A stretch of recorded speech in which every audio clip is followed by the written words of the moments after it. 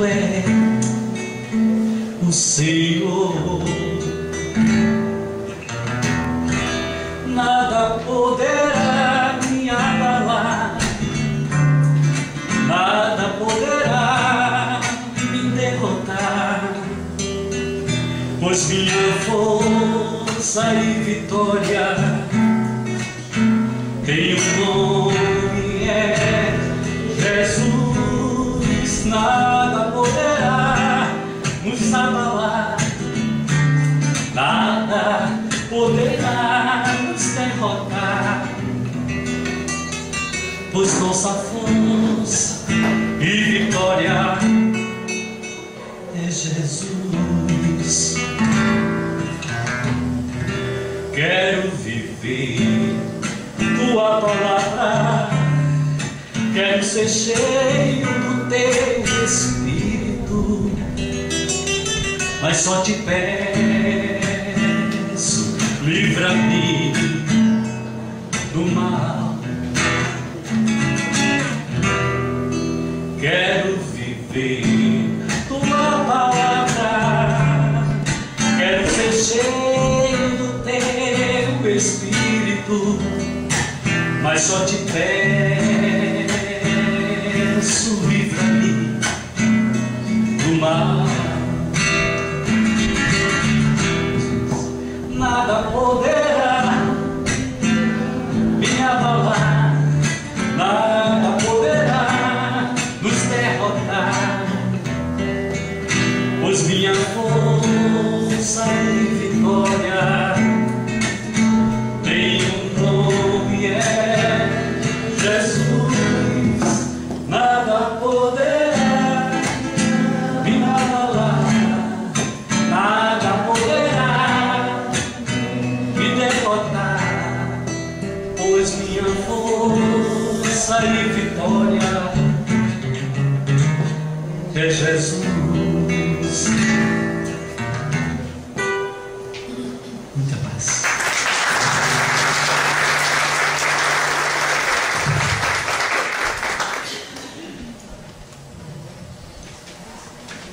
Bom, e já prosseguindo, né, aproveitando essa harmonização com essa melodia, essa música tão linda, vamos passar para a nossa companheira Lorinete para ela fazer a prece.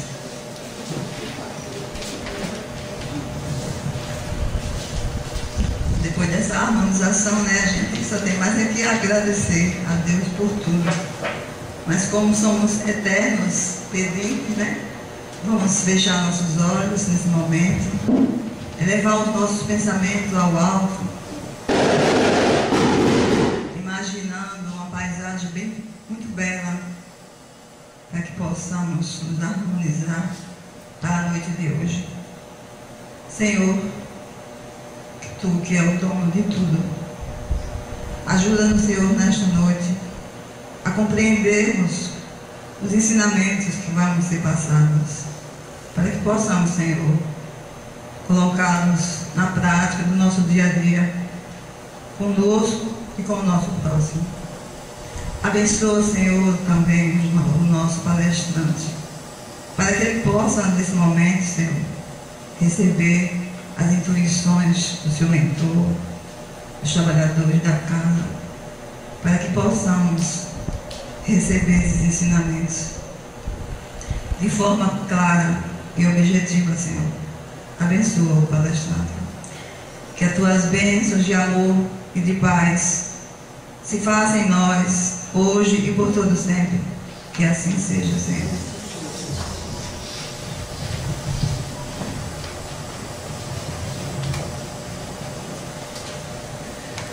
Foi distribuído com todos vocês uma página, né, contendo um assunto sobre a palestra de hoje, né?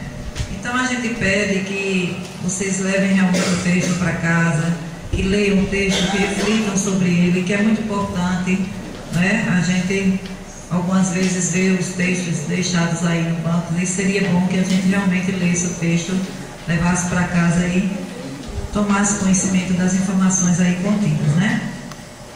Subtema: conflitos sexuais à luz da doutrina espírita. Tem uma frase aqui de Joana, que está contida no texto: constitui o amor o mais maravilhoso elan para a vida sexual, ao invés do barateamento da função que se vem tornando tormentosa idolatria. Com a palavra, doutor Gerardo Campana.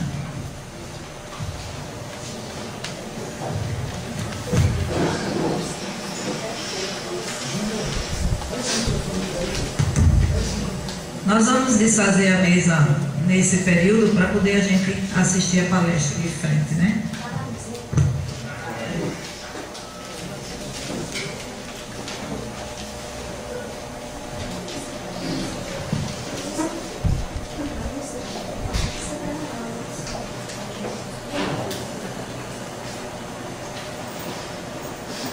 Bom, em primeiro lugar, meu boa noite a todos. Dizer que é um prazer estar aqui com vocês, revendo pessoas amigas, revendo a nossa Marluz, presidente da Federação Espírita do Estado de Alagoas, e tendo a oportunidade da gente poder conversar sobre um tema que é tão importante para a vida de todos nós, que é a sexualidade. Esse tema ele tem uma importância grande porque sexualidade ela faz parte da nossa vida. Ela faz parte da nossa vida desde o nascimento ou antes do nascimento, porque somos gerados graças também à sexualidade, como a energia sexual ela faz parte do processo criativo que move a nossa vida. Então, para que a gente possa conversar sobre a questão sexual, é importante a gente rever também algumas coisas. E eu gostaria de, se me for permitido, deixar à vontade para que a gente possa conversar. Se vocês quiserem perguntar, se eu não souber responder, né, a Marlúcio, o Anjo, a menina responde. E aí a gente vai trocando ideias para ver se a gente se entende, ok? Bom, sexualidade ela está presente não somente no ser humano. E é importante aqui dizer que o ser humano ele é um animal no contexto do grande sistema que é o homem. E dizer que o ser humano é um animal não desmerece, né? Pelo contrário, o engrandece, porque todos os animais, todos os seres, animados e inanimados, né, são, na verdade, filhos de Deus, consciências em evolução, para atingir o estado de consciência que nós já atingimos, a capacidade de fazer escolhas conscientes e, a partir daí, evoluirmos, né, para estágios cada vez mais avançados no nosso processo de individuação espiritual. Bom, na espécie animal, o sexo está presente, e ele está presente não somente com o propósito reprodutor. Ele tem muito mais essa função, porque na natureza tem um mecanismo que disciplina ou regula a atividade sexual para que os filhotes nasçam em épocas propícias para a sua sobrevivência. Então, o cio não acontece ao acaso, ele acontece em boa parte dos animais, não exatamente em todos, mas em boa parte dos animais, naquele período onde há mais fartura de alimentos, para que, nascendo, as mães, né, elas tenham alimento suficiente, no caso dos mamíferos, para poderem alimentar os seus filhotes, né, dando-lhes de mamar. Porém, é importante a gente dizer que a troca, né, que se promove através da sexualidade, ela não ocorre apenas entre os animais. Desde as bactérias, né, aqueles que estão mais lembrados da biologia, há bactérias que elas estabelecem, né, uma ponte para troca de material genético, uma expansão do citoplasma delas, através do qual há troca de material genético de uma bactéria para outra. Mas eu não quero entrar por todo esse caminho, eu quero apenas me fixar por um pouco na questão dos animais, porque para que a gente compreenda os desvios que nós passamos, ou melhor, os conflitos que nós vivemos, é importante a gente saber que a gente tem essa origem e a gente poder compreender a questão da criança interior, das áreas não desenvolvidas, muito vinculadas à problemática da infância, que se encontram ocultas no nosso inconsciente. Nos animais a gente vai ver, né, que a sexualidade ela é muito regulada pelo cio, né? E a gente percebe nos animais que há, de uma forma geral, uma seleção para que o mais forte, o mais saudável, ele procrie, exatamente com o objetivo de fazer com que os descendentes eles sejam saudáveis, fortes e a espécie sobreviva, a espécie continue, né? Vocês imaginem o seguinte: se entre eles houvesse o acasalamento dos seres ou dos exemplares mais fracos, né, obviamente não sobreviveria. Agora, como é que faz essa seleção? De diferentes maneiras: lutas, né, competições, demonstrações. Nos pássaros, muitos pássaros, né, tem a dança do acasalamento, onde o macho abre as asas. De vez em quando a gente vê, né, fotos dessas danças do acasalamento, que são coisas belíssimas, né? Abrem as asas, aquela coisa muito bonita. É como se ele estivesse dizendo para a pretendente, né? Porque quem vai escolher é ela, né? Aí nesse caso, ela é que vai escolher, disse: olha, eu sou o melhor, né? Aí vem outro, faz a dança, aí tem um bocado às vezes fazendo a dança para uma única fêmea, até que ela escolhe aquele. Por que ela vai escolher aquele com mais brilho nas penas, né, com mais cor, as cores mais vivas? Ela não sabe que isso indica saúde, isso indica genética melhor, né? Mas a natureza dotou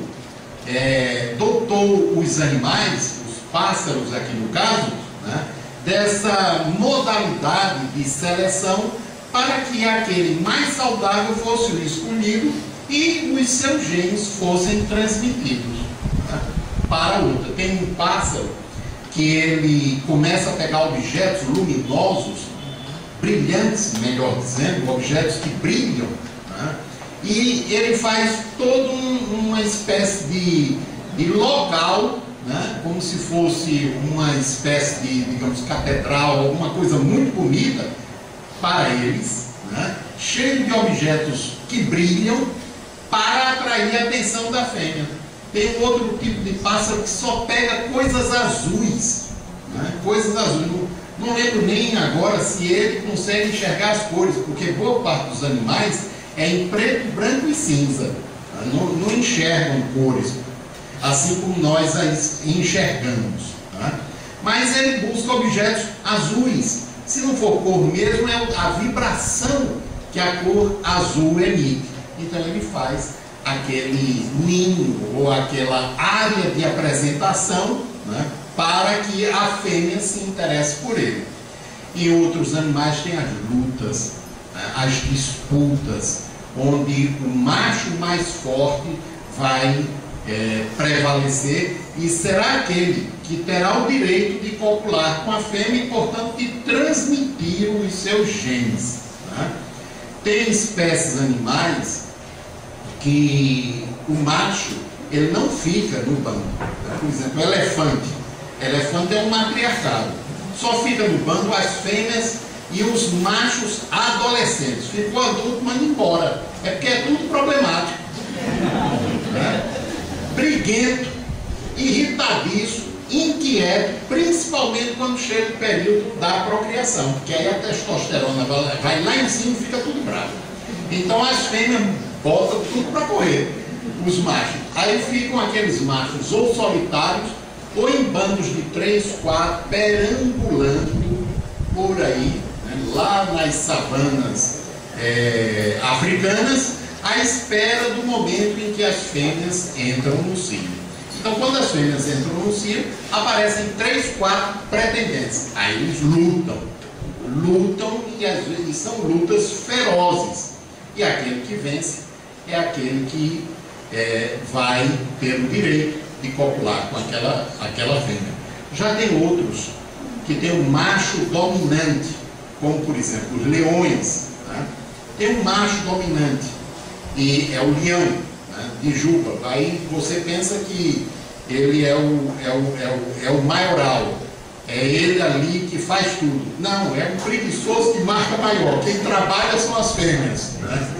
Elas vão à caça. Oi? Isso não tem nos homens, não. Não, tem não. De jeito nenhum. Então, as fêmeas vão à caça, o macho pode ajudar de vez em quando, mas são as fêmeas que estabelecem as estratégias de caça, né, para conseguir o alimento para elas, para o rei e para os filhotes. Né? Agora adivinha, depois que elas caçam, quem é que come primeiro e o melhor pedaço? É o leão. Né? É ele quem come. Agora, qual é o papel dele? É defender o bando, né, dos outros leões. Porque vagueiam leões machos, às vezes solitários, às vezes em 2 e 3, à procura de fêmeas para constituírem os seus próprios grupos. E aí o que é que eles fazem quando encontram? Enfrentam o líder, né, o macho alfa, tentam expulsá-lo ou matá-lo, e quando conseguem, a primeira providência é matar todos os filhotes. O pensamento não é, eu vou matar porque são dele. Né? A natureza instituiu isso porque eles matando, as fêmeas entram no cio e aí eles vão copular com ela. E a partir dali os filhotes serão daquele macho que foi vitorioso. Mas já tem outras espécies, como as hienas, onde é o matriarcado. Quem domina é a fêmea alfa. E os machos obedecem. Aí deles não obedecer, porque apanham. Elas são mais fortes. A dentada da hiena é mais forte do que a do leão. Muito mais forte do que a do leão. Ela tem um senhor maxilar, uma musculatura extremamente desenvolvida, e obviamente a da fêmea é mais poderosa do que a do macho. E aí eles obedecem tranquilamente e seguem a fêmea alfa. Então são elas que predominam. Onde é na natureza que o controle dado pelo cio começa a não existir? Porque em praticamente quase todos os animais o cio está presente, mas nos chimpanzés, nos bonobos principalmente, ou seja, nos primatas maiores, o cio não está mais presente. Aí, principalmente os bonobos, eles já começam a fazer sexo, não porque a fêmea esteja no cio, mas quando estão com raiva, quando estão alegres, quando estão tristes, por diversão, por qualquer motivo, tudo é válido. Então, isso o controle do cio, ele já começa a diminuir, vai ficando livre. Né? Como nós, de acordo com a ciência, nós nos constituímos um ramo dos primatas que evoluímos mais do que os demais, pelo menos a gente acredita nisso, né? Até prova em contrário, evoluímos mais do que os outros primatas. Também nós, esse controle, ele deixou de existir há muito tempo. Agora, qual a função do sexo? Se a gente pensar no processo evolutivo, acompanhando as espécies. Aproximação nos mamíferos, principalmente a partir dos mamíferos, o desenvolvimento do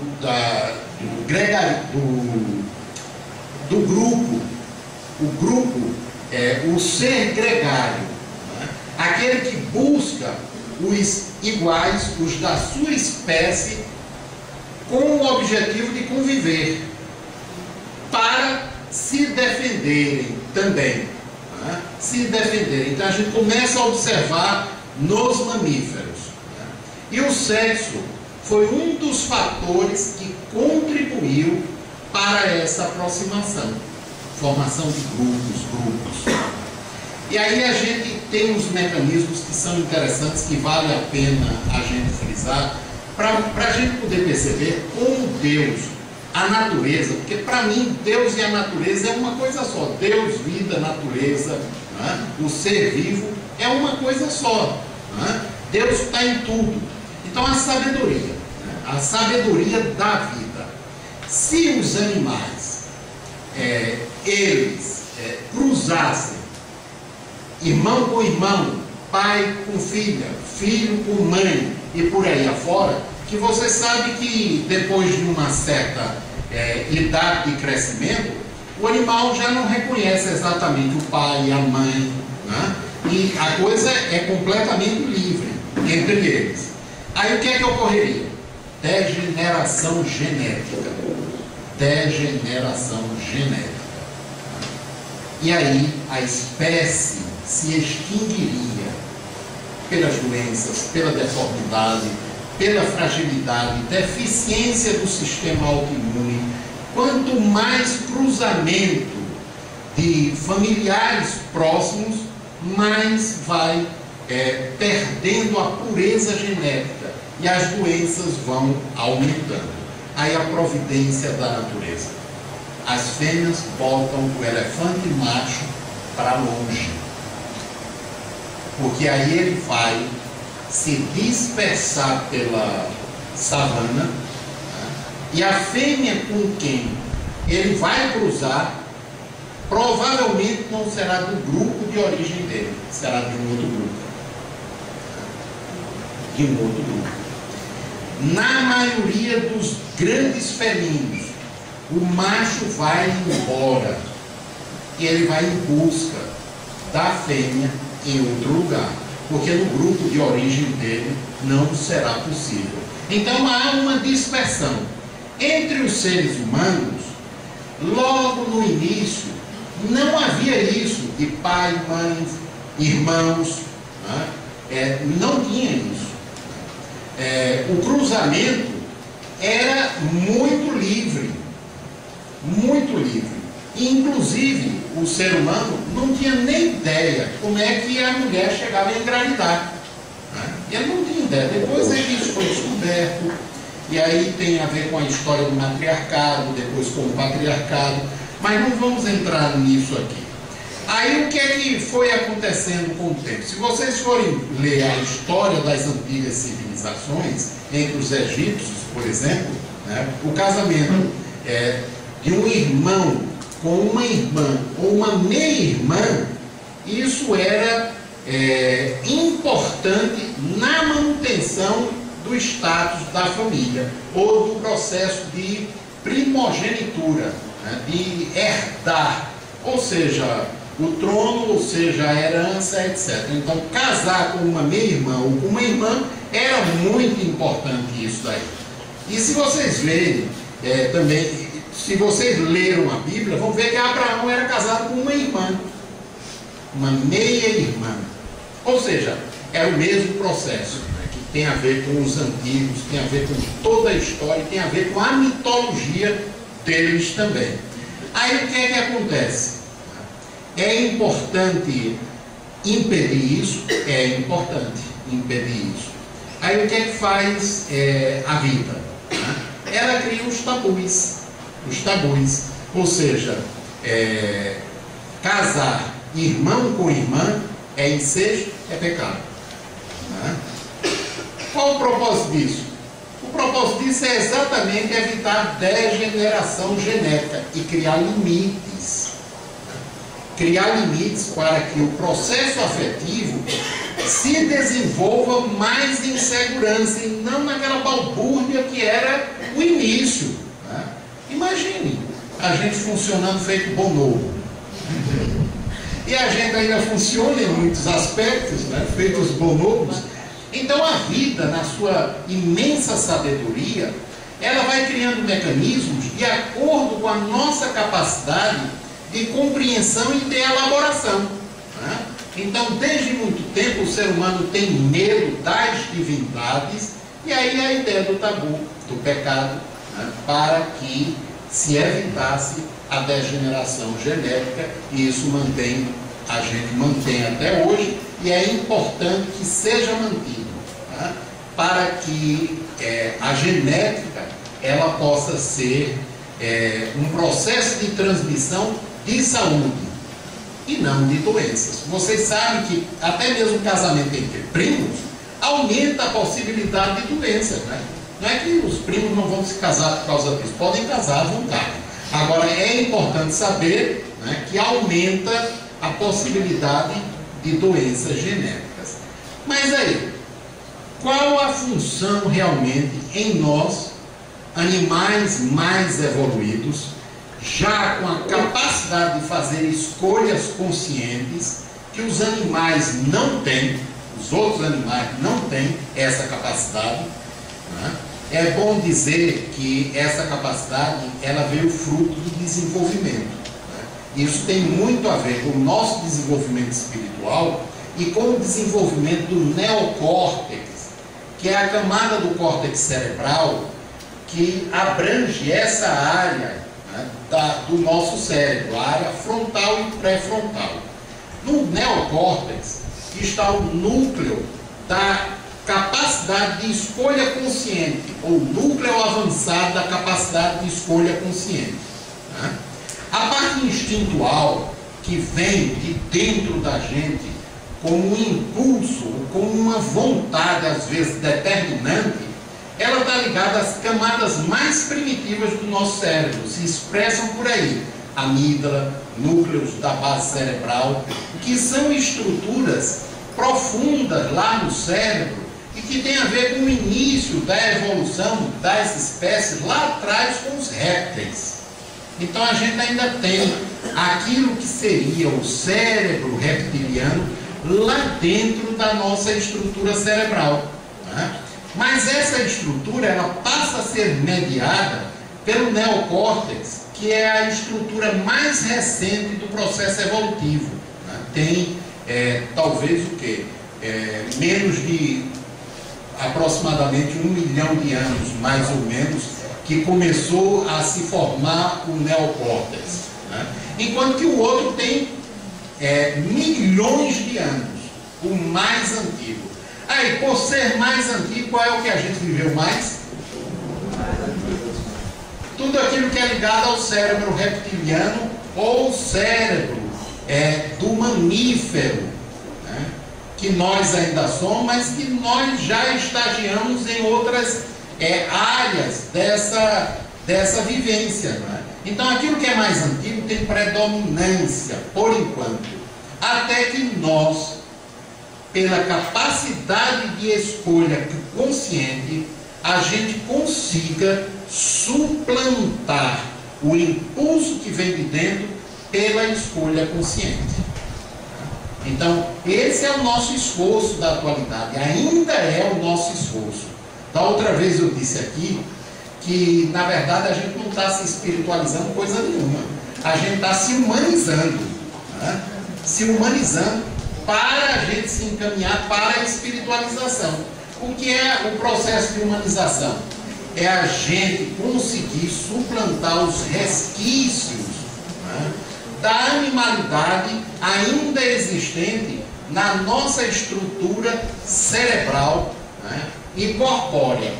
Então, a compreensão disso é fundamental, porque senão a gente começa a botar o olhinho lá, tipo bandeira meio pau, né, aquele olho meio voltado assim para as estrelas, se sentindo o máximo, achando que a gente já está numa conexão profunda com Deus e o negócio borbulhando lá por dentro, né?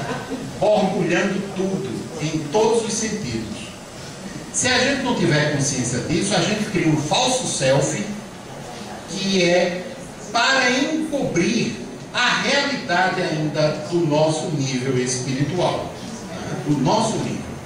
Esse nível em que nós estamos fazendo ainda uma transição.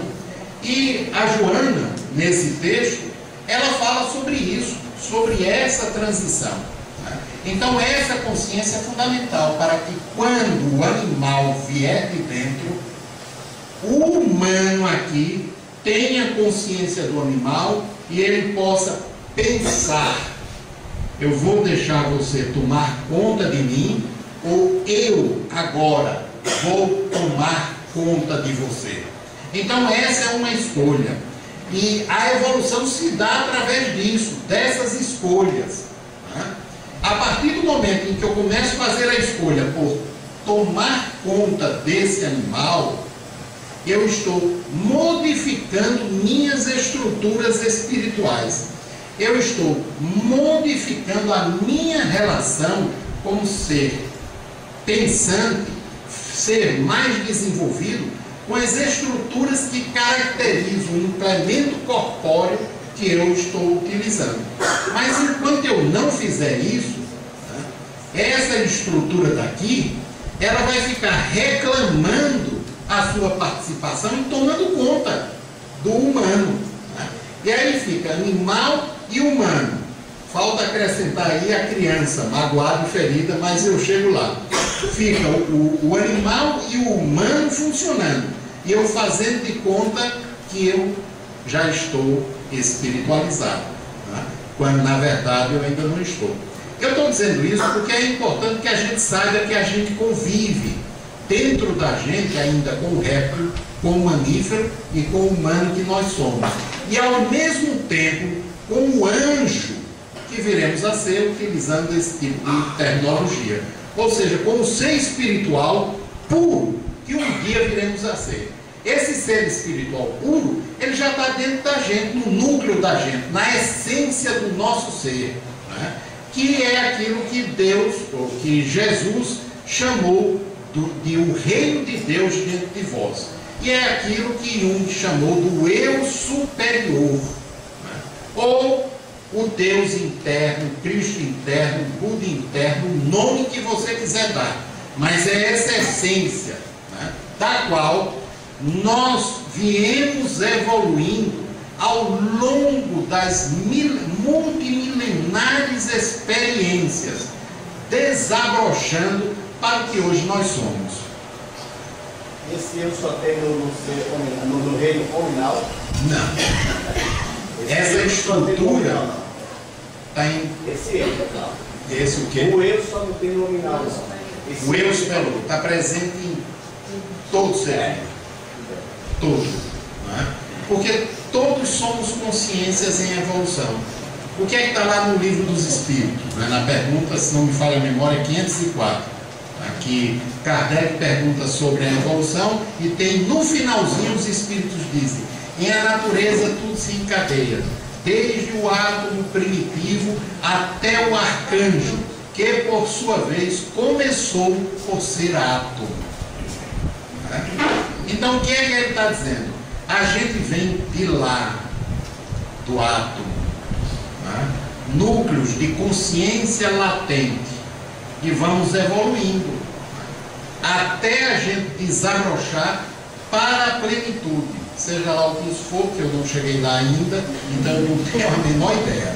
Se vocês têm ideia, depois venham me dizer, não digam agora para eu não me sentir muito inferior, né? Aí depois vocês me dizem.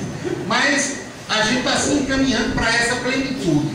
Mas nesse trajeto aqui, né, a gente está numa etapa muito importante do processo evolutivo, através do qual tudo aquilo que a gente desenvolveu ao longo de milênios, em termos de inteligência, sagacidade, determinação, perseverança, né, esforço, vontade, tudo isso agora está sendo empregado, consciente ou inconscientemente, no sentido da gente fazer essa transição completa do animal para o humano. Tudo isso a gente está utilizando. Quando os espíritos dizem que a gente está numa fase de transição, ele já vem dizendo isso desde Kardec. Se vocês estão lembrados de obras póstumas e alguns trechos que eu não lembro agora, né, da codificação, os espíritos eles já diziam que nós estamos em transição desde aquela época. Não começou agora não, a gente já está há muito tempo. Agora talvez tenha acentuado alguma coisa. O que é a transição? Né?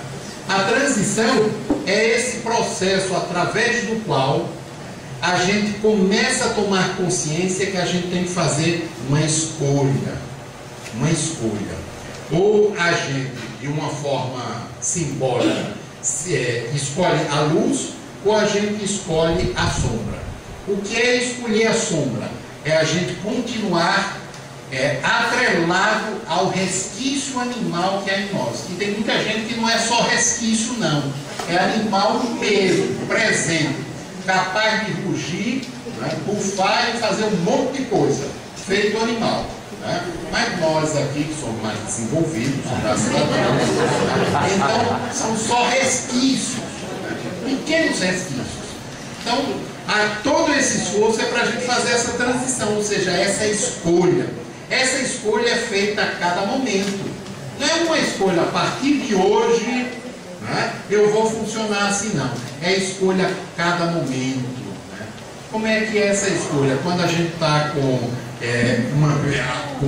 uma pessoa no nosso trabalho e aquela pessoa diz algo que a gente não concorda e aí o animal vem de dentro querendo botar a pessoa abaixo da gente. A gente poder respirar fundo e dizer, peraí um pouquinho, venha cá, né? Venha cá, segurá-lo, né, com muito carinho e dizer, vamos nós dois juntos, eu e você, cuidar disso. Aí o humano usa a força do animal de forma equilibrada, porque o animal tem força, né? Aí o humano vai usar o poder do animal para fazer de uma forma mais adequada e equilibrada. E aí isso pode ser nessa interação que eu estou falando, ou no campo sexual, né? Ou no campo sexual. Agora, onde é que entra a criança magoada e ferida? A criança magoada e ferida é aquilo que Freud chamava dos núcleos não desenvolvidos, ou a libido não desenvolvida, áreas do nosso psiquismo que não se desenvolveram adequadamente, ficaram congelados em determinada fase do desenvolvimento lá na infância, que pode ser, aqui eu estou falando de acordo com Freud, mas vai além do que o Freud diz, pode ser lá relacionado com o parto, primeiro ano de vida, segundo, terceiro, quarto, e por aí afora. Né?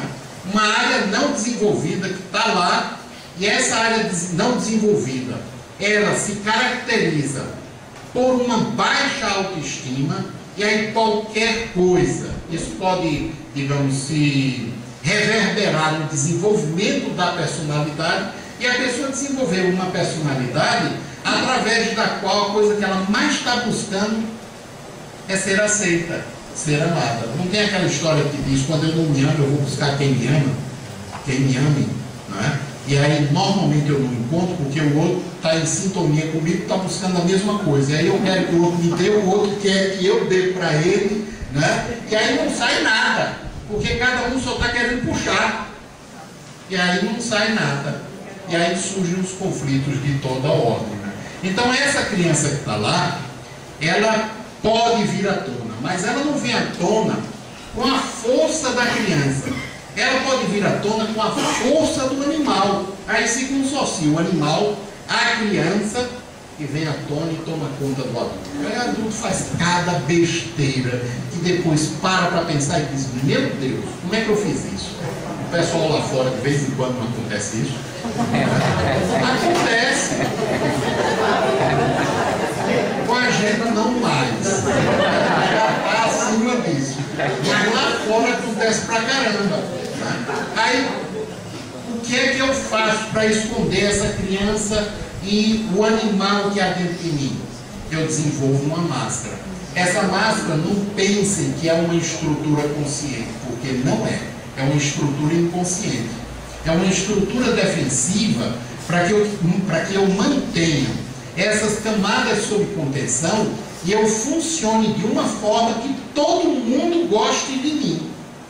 Aí eu estou perdido. Eu vou sofrer pra caramba, e um dia ou eu vou perceber, ou essa máscara ela vai ser quebrada.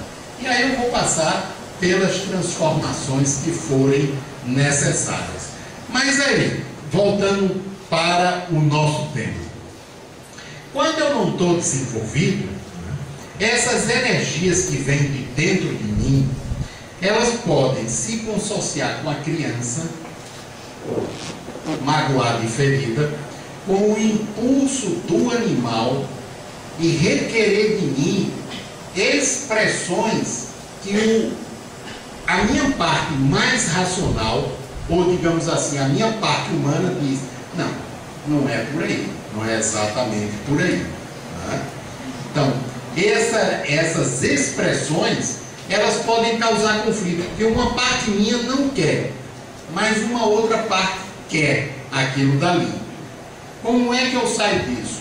Eu só posso sair disso através do desenvolvimento dessa parte humana, que requer desenvolvimento da compreensão, da percepção do meu funcionamento, de quem sou eu na verdade, para que eu possa acolher essas expressões que não são mais aquilo que eu desejo e possa transformá-las, adequando-as à minha nova realidade. Porque quem ainda não funciona assim, simplesmente vai dar expressão a isso daí. Aí surge todo tipo de dificuldade, todo tipo, né? No campo sexual, os fetiches, né? Os fetiches, as manias, né? Que estão tão presentes, surgem o sadismo, o masoquismo, né? Surge um bocado de coisa que na verdade são fruto dessas expressões, mas também, o que eu ainda não mencionei, de experiências dolorosas de vida passada. Né? De vida passada. Tem pessoas, por exemplo, que só sentem prazer se elas antes sofrerem, se elas forem machucadas mesmo, a ponto de doer ou de sangrar. Né? Ou de sangrar. Isso tem a ver com a história da pessoa. Essa pessoa, ela precisa de ajuda para que ela possa ter um entendimento, uma compreensão daquele modo de funcionamento e ela consiga transitar dele para um que seja mais saudável, senão ela não vai conseguir. Por exemplo, não tem gente que tem um faniquito que vive mudando de parceiro? Não tem? Não consegue ficar com um parceiro por mais de 6 meses, já é longa duração. Né? Tem gente que funciona assim. Né? E tanto pode ser homem como mulher, porque hoje em dia estão competindo. Em tudo que é coisa, não só no campo profissional, mas nessa área também estão competindo. Então o que é que acontece aí? É bom a gente saber que no desenvolvimento da gente, a gente tem duas coisas que caracterizam o nosso funcionamento. Um é a aversão, outro é a avidez. Aversão e avidez. Isso tem nos animais também. A avidez, eu quero cada vez mais aquilo que me proporciona prazer. A aversão, eu repiro cada vez mais aquilo que me provoca desprazer. Né? Desprazer. Então, com a avidez, eu vou buscar cada vez mais o que me produz prazer. Então, aí está uma das fontes das dependências. É óbvio que não é só isso, mas é uma das fontes da dependência. Eu quero cada vez mais aquilo que me produz prazer. Aquilo que me produzia prazer numa quantidade X, depois de um certo tempo, já não produz mais o mesmo prazer. E aí eu preciso de mais. Eu preciso de mais.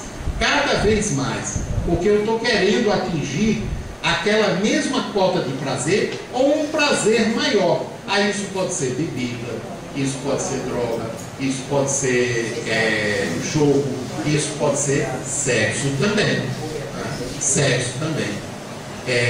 Em contrapartida, a repulsa. A repulsa. Eu desenvolvi a repulsa, ou a natureza desenvolveu a repulsa, a aversão em mim, para que eu sobreviva. Eu possa colocar para fora aquilo que não me serve. Aí vamos ver. Se eu tenho um comportamento de avidez e aquilo não me agrada mais, e eu tento repelir aquilo, o que é que acontece? Ele se torna mais forte.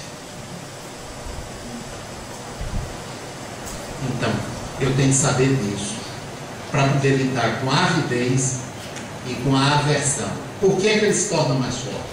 Por uma coisa muito simples que eu disse da outra vez aqui.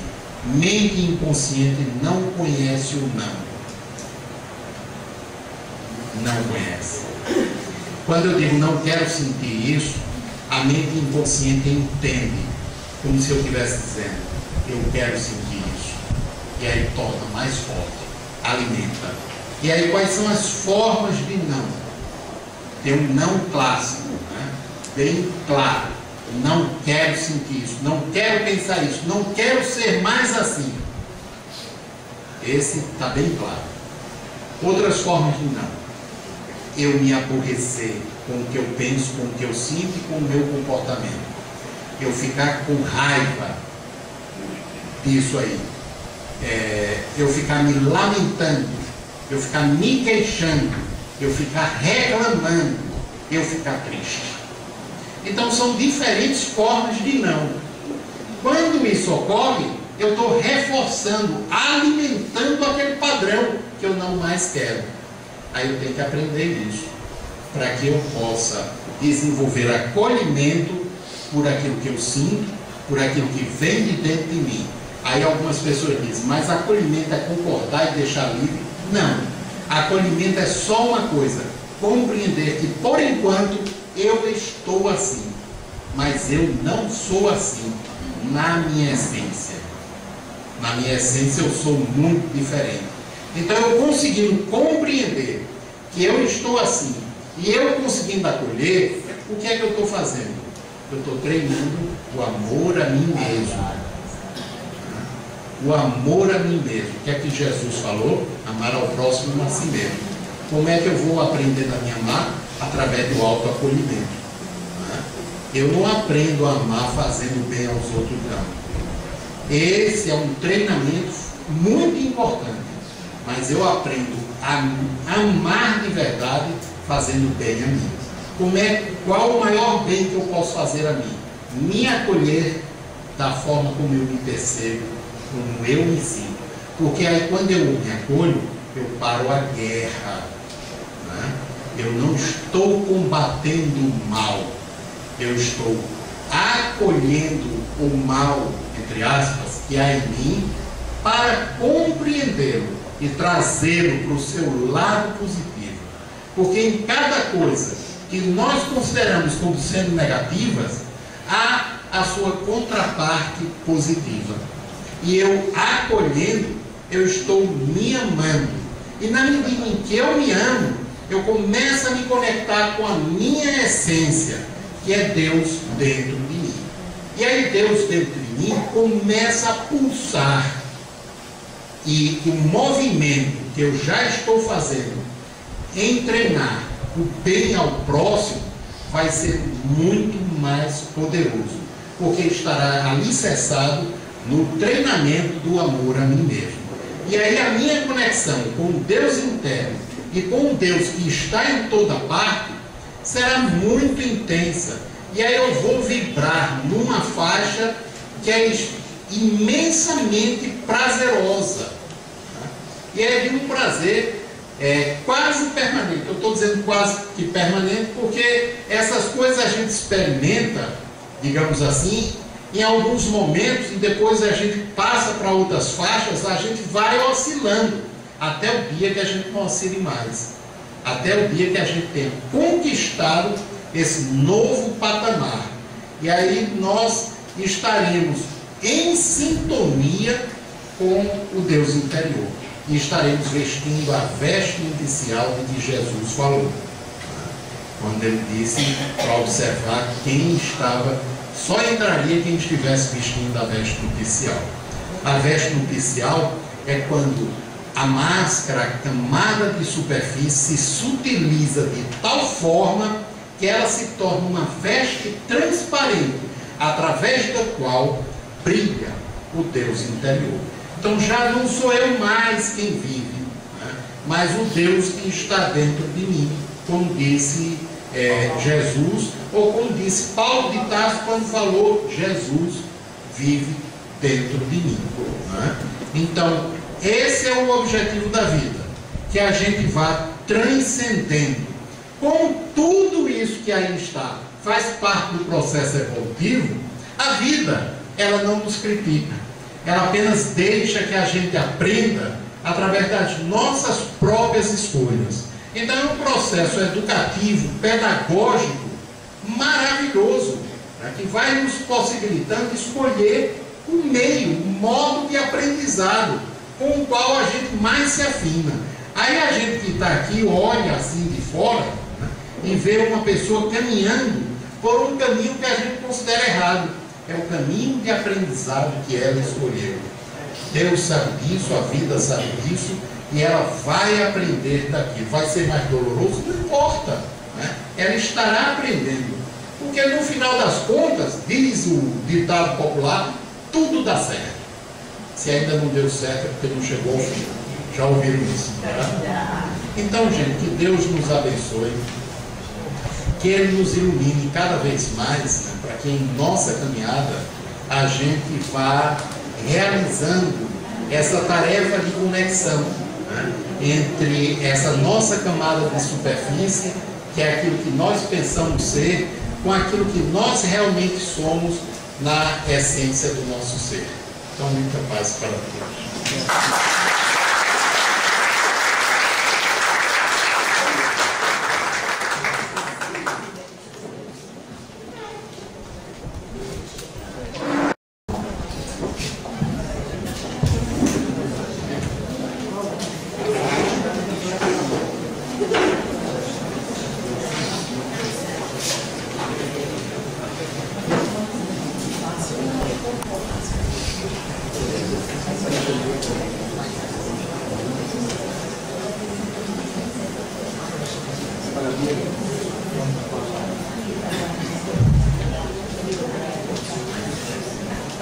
Bom, alguém gostaria de fazer algum questionamento, algum comentário a respeito do que foi colocado aqui pelo nosso palestrante? Carlos?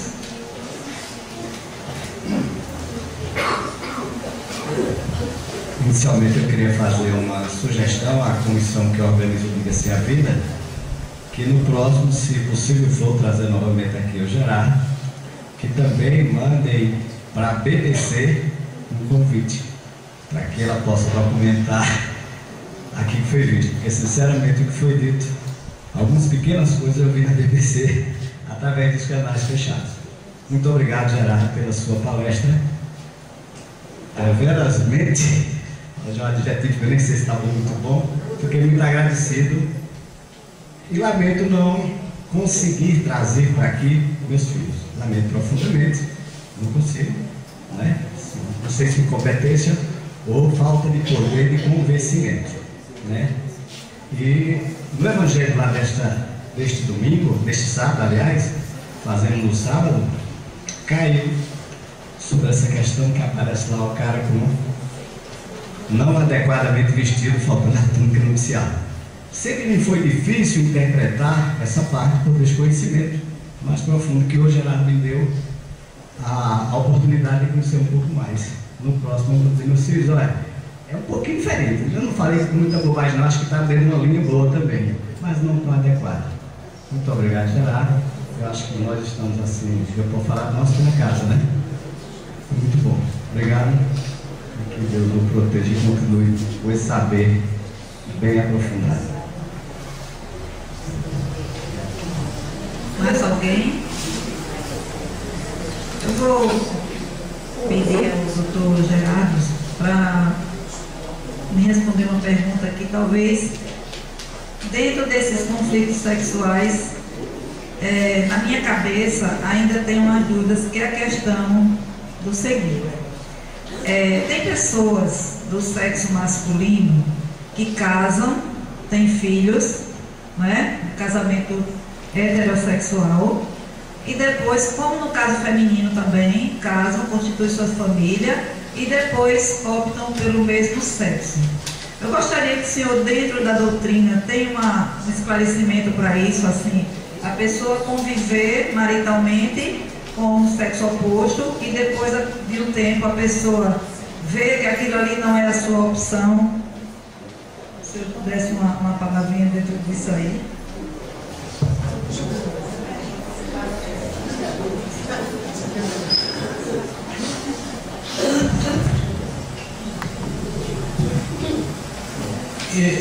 Eu penso que é muito importante a gente poder lembrar o seguinte, antes de entrar na verdade. A gente não vê em Kardec os espíritos falando a respeito de mundo espiritual como eles passaram a falar a partir da década de 40, através de André Luiz, um pouco antes de Madame d'Espérance e um pouco antes também através do David Owen, que era um pastor protestante, né, que falaram, descreveram o mundo espiritual. Aí chega André Luiz e fala sobre casas, faculdades, ruas, fabricação de tecidos, ou seja, fala de uma série de coisas que possivelmente na época de Kardec seria completamente rejeitado, como quase foi quando Chico mandou o primeiro livro, Nosso Lar, para a Federação. O pessoal tomou um susto quando leu aquilo, porque o plano espiritual era pensado como algo etéreo, um fluido, não é fluido, mas no sentido de ser uma energia, uma vibração diferente dessa. Mas são mundos, né? Como se fossem planetas. Não é um só, mas vários. Né? São planos, dimensões que se superpõem e podem até coexistir no mesmo espaço porque são vibrações diferentes. De uns 15 anos para cá, os espíritos vêm falando de uma forma mais profunda, mais ampla e mais aberta sobre sexualidade, inclusive sobre homossexualidade, colocando-a como uma das expressões do ser humano. Né? Porque a questão do ser normal ou do ser anormal, gente, isso já caiu por terra há muito tempo. Né? Isso é normal, isso não é normal. São potenciais humanos. A gente tem que ver o que é adequado do ponto de vista social e o que não é, o que é adequado para mim e o que não é. Agora, dentro disso, a gente tem que lembrar o seguinte: espírito não tem sexo. Não tem. Ele pode ter a manifestação sexual, né, tendo o nível evolutivo que o caracteriza. Agora, o espírito tem dois componentes: ânima e ânimos. Princípio masculino, princípio feminino. Né? E todo ser humano tem ânima e ânimos, princípio masculino e princípio feminino. Então, tem muitos homens onde o princípio ânimos está ativo. Então, você vê homens, né, às vezes até mais brutos. E você vê homens com o princípio ânima muito forte. Homens mais doces, mais delicados, sem que isso represente sexualidade. Porque há uma diferença entre sexualidade e identidade de gênero. Né? Há uma diferença. O sujeito pode ser homem, né, do ponto de vista físico, e mulher do ponto de vista espiritual. Né? do ponto de vista espiritual. E ele tem o direito de se expressar, né, como ele puder e de acordo com aquilo que o caracteriza na sua essência como ser. Tanto isso é verdade que, por exemplo, está passando um reality show que um grande atleta americano, né, ele era casado, tinha 3 filhas, ou eram 2 filhas, se eu não me engano. No total são 5, parece que 3 do primeiro casamento da esposa e 2 do casamento dele com ela. Mas ele sempre se sentiu mulher, embora fosse heterossexual. Aí ele fez a operação, né, transformou-se em mulher, mas continua, não é mais heterossexual. Ele agora é homossexual, porque ele sente atração por mulheres.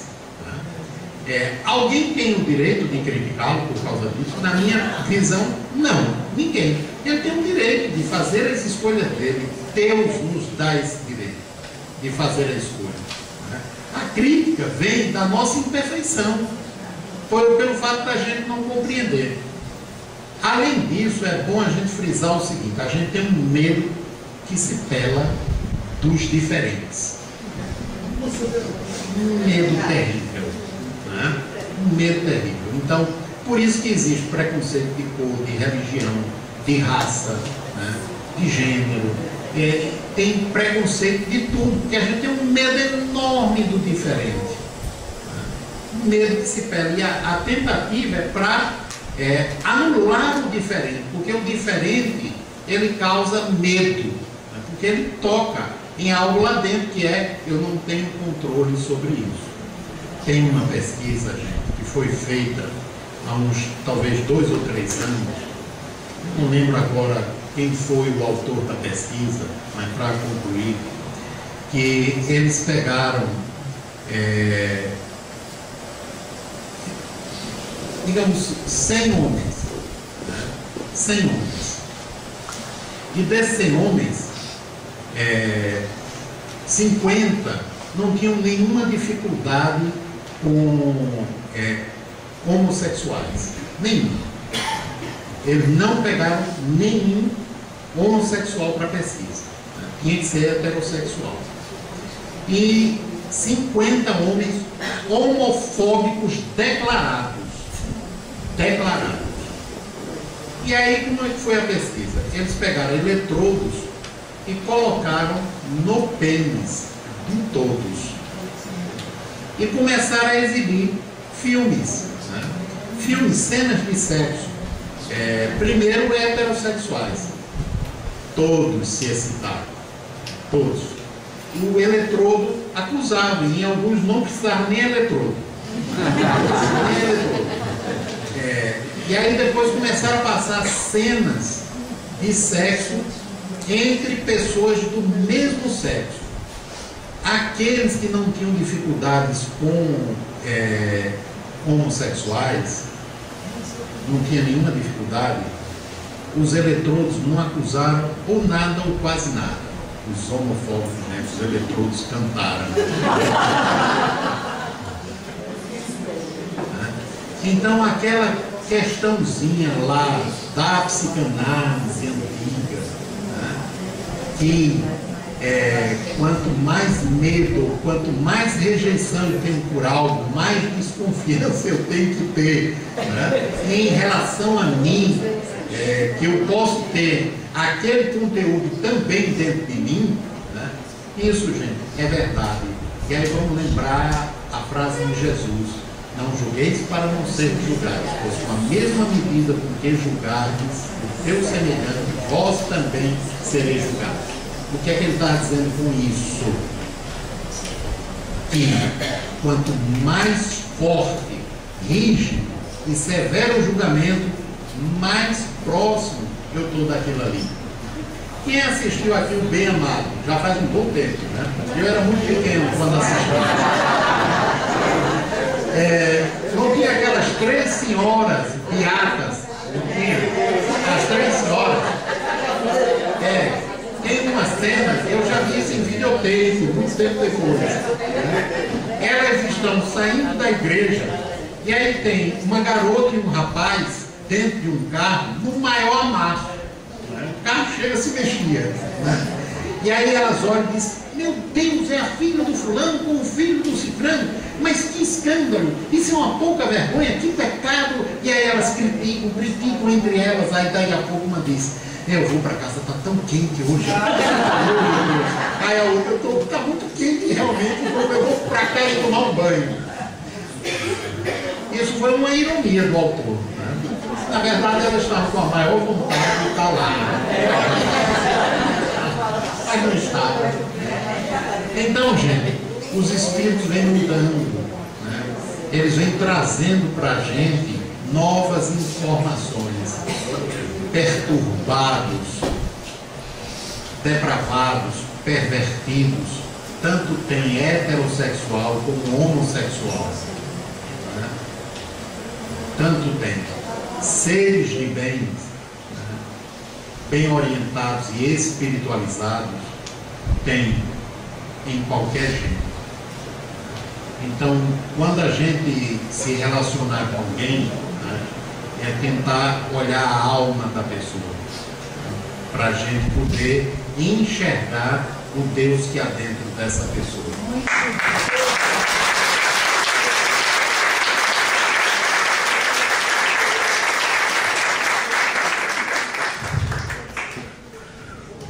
Vamos fazer o sorteio agora, não é? Quantos são, hein? Tem uma 68.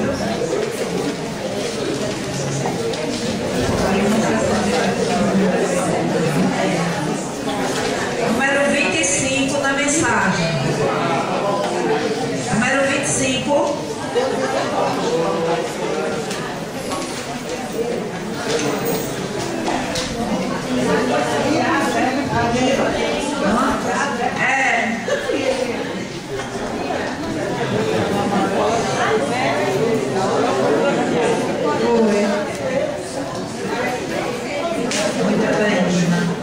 Boa ideia.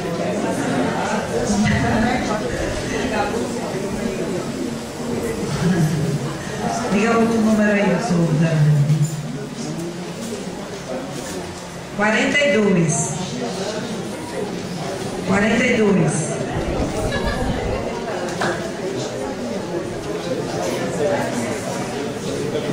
42, dou-lhe uma, 42, dou-lhe duas, 42, dou-lhe três. O outro, doutor Gerardo, faz 42. 42. Vai chegar, quer ler 42?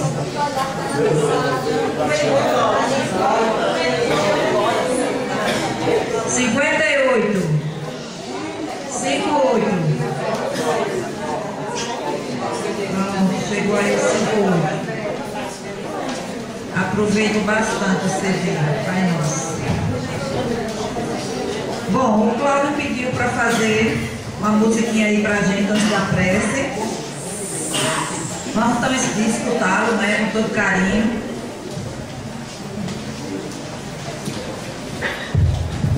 São duas pequenininhas, tá certo?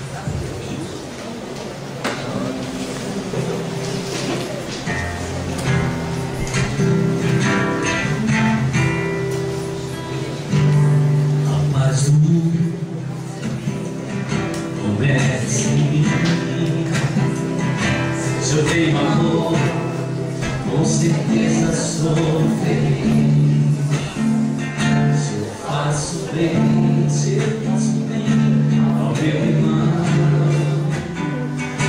tem uma grandeza dentro do meu coração. Chegou a hora da gente construir a paz. Ninguém suporta mais o desamor, mas pela paz, pelas crianças, mas pela paz, pela floresta, mas pela paz, pela coragem de mudar, mas pela paz, pro mundo novo, mas pela paz, a esperança, mas pela paz, pela beleza de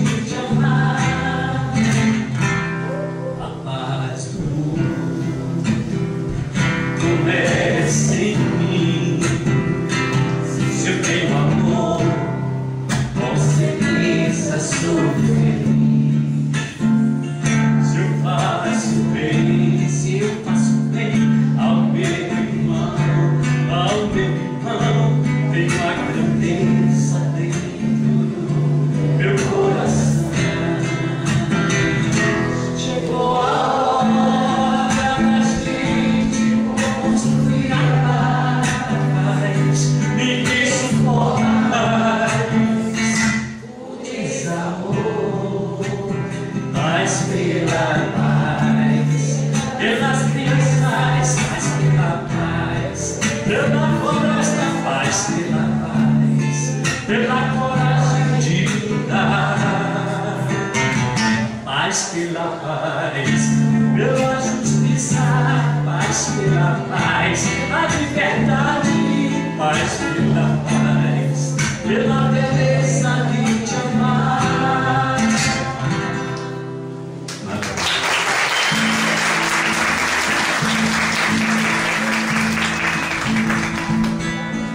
Será que mas sempre todo mundo me ajuda também?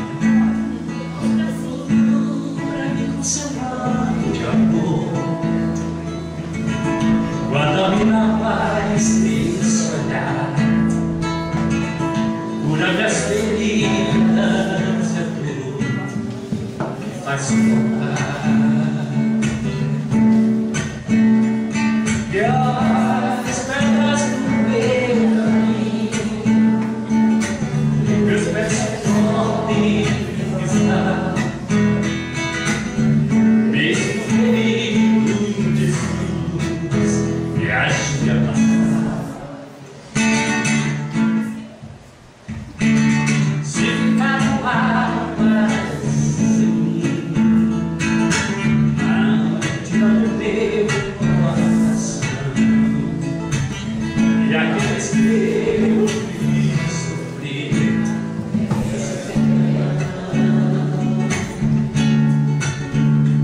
se eu voar meu corpo da dor, e aquele peso da cruz, e decida por mim me amar,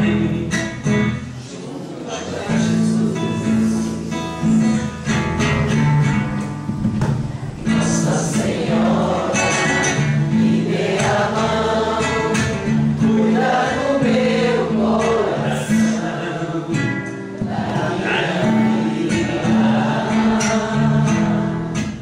do meu destino. Nossa Senhora, me dê a mão, cuida do meu coração, da minha vida, do meu destino, do meu destino, do meu caminho. Cuida de mim,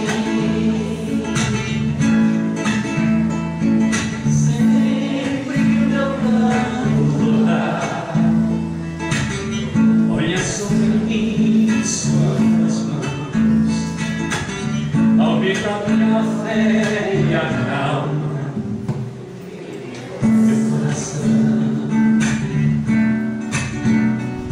Grande a procissão lá no Betim, a misericórdia, o perdão, a cura do corpo e da alma, a salvação. Vós, pecadores, ó Mãe, não necessitados de nós, Santa Mãe de Deus, em verdade, de nós. De joelho aos vossos pés, estendei a nós vossas mãos, rogai por todos nós, vossos filhos, nossos irmãos.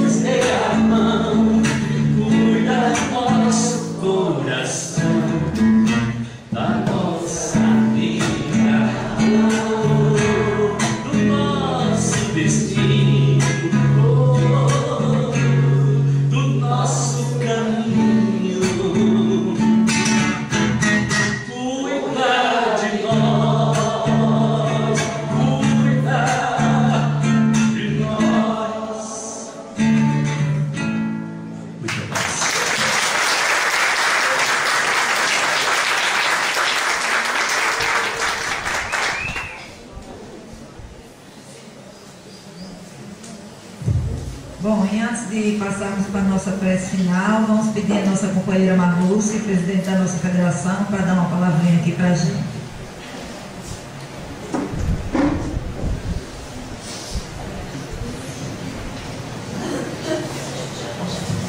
Nossa, o que dizer depois de tanta coisa maravilhosa que escutamos aqui, de tanta energia boa.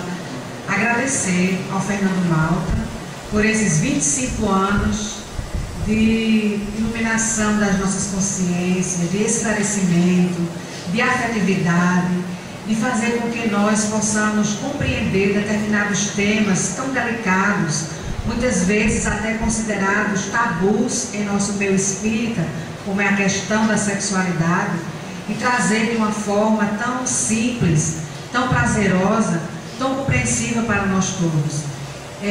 Quando nós estávamos aqui, eu fui ao passado, 1951, eu ainda não era nascida, naturalmente, e lembrando o quanto Fernando Malta foi e é importante para o movimento espírita alagoano. Em 1951, a caravana da fraternidade vinha do Rio de Janeiro visitando todos os estados para que os estados fizessem uma adesão mais organizada ao movimento espírita. E a caravana da fraternidade aqui em Alagoas, em Maceió, trazendo à frente Leopoldo Machado, foi exatamente Fernando Malta quem hospedou em sua casa Leopoldo Machado, já colocando nos idos da década de 50 a importância de Fernando Malta para o movimento espírita alagoano. E nesses 25 anos desse projeto de luz, diga assim a vida, vem trazendo para a nossa Alagoas, em particular para Maceió, esclarecimentos tão importantes, trazidos com tanta simplicidade, tocando realmente o nosso coração. Então, nosso parabéns e agradecimento à equipe do Fernando Malta de Campos, que mantém acesa essa chama de luz a aquecer os nossos corações, iluminando as nossas consciências.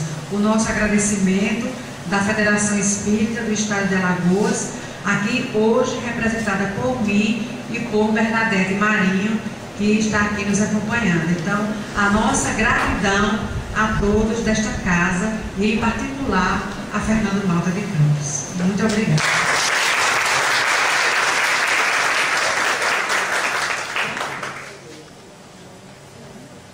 Bom, eu vou inverter aqui o protocolo que minha mãe me passou, que seria agora a prece final e depois anunciar o próximo tema. Eu vou anunciar o próximo tema e deixar a prece final, tá? Então, já convidando todos vocês, agradecendo a presença de todos e já convidando para a próxima semana com o tema Filhos Diferentes, Missão ou Provação. Olha só que excelente, né? Com a doutora Delza Gitaí, que também é uma palestrante, né? Nossa casa é abençoada, só recebe palestrantes assim, de cacete. Se achando mesmo. Então, estão todos convidados, né, para a próxima quarta-feira, dia 19, Filhos Diferentes, Missão ou Provação. Muito bom esse tema também. E já convidando todos vocês, né, reforçando o convite para que venham, para que convidem aí os vizinhos, amigos, parentes, para que a gente possa passar todos esses ensinamentos, não é? Que com certeza só nos engrandece. Bom, vamos então agora passar para o nosso querido Júnior, que vai fazer a prece final e convidando já os trabalhadores do passe para se colocarem aqui à frente e os passes serão coletivos, né?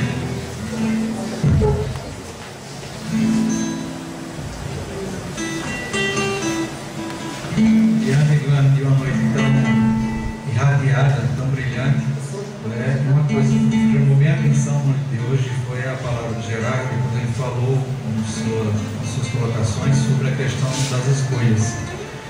Então, que possamos, durante nossas preces, rogar inspiração para que nossas escolhas cada vez mais sejam assertivas, nos fortaleçam e nos elevem cada vez mais, porque quando decidimos, nós escolhemos um caminho ou outro, nós estamos escrevendo nosso destino. Ali podemos mudar nosso destino. E que possamos então elevar nossos pensamentos, nossos corações em vibrações de agradecimento aos nossos mentores individuais, aos que fazem este trabalho específico nesta noite e estão aqui presentes. Que possamos agradecer ao Pai a oportunidade que nós nos permitimos de estarmos aqui, buscando compreender o que não compreendemos, buscando aprender aquilo que não aprendemos. Que possamos viver a cada dia buscando a aplicação do que ouvimos, do que buscamos o entendimento, pois só através da experiência diária, inspirados pelo plano maior e agindo em conformidade ao que precisamos nos modificar, ao que precisamos nos ampliar, a partir daí poderemos fazer a diferença na nossa evolução, poderemos reprogramar, acelerar a nossa jornada em direção à luz.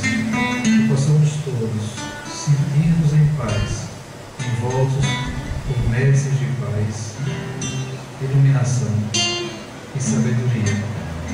Que a paz do nosso Mestre esteja conosco hoje e sempre. Que assim seja.